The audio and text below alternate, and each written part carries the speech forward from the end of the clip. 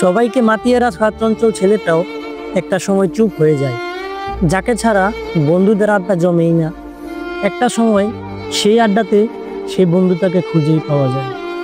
ছোটবেলার সব থেকে রাগী ছেলেটাও একটা সময় ঠান্ডা হয়ে যায়। ছোটবেলা কোনো কিছু না পাওয়া ছেলেটাও, জোর করে ছিনিয়ে নেওয়া ছেলেটাও একটা সময় তার নিজের জিনিস স্যাক্রিফাইস করতে শিখে যায়।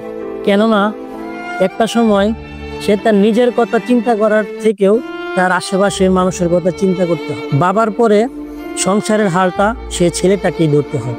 বাবার বয়স বাড়ার সাথে সাথে ছেলেদের টেনশন বাড়া শুরু হয়ে যায়, কেননা সংসারের হালটা সেই ছেলেটাকেই ধরতে হয়। ছেলে মানে পাষাণ না, ছেলে মানে ছেলেরাও কষ্ট করে, ছেলেরাও কষ্ট করতে জানে। একটা ছেলের ভিতরে যতটুকু কষ্ট লুকিয়ে থাকে তার বাহিরে তার চেয়ে বেশি হাসি থাকে।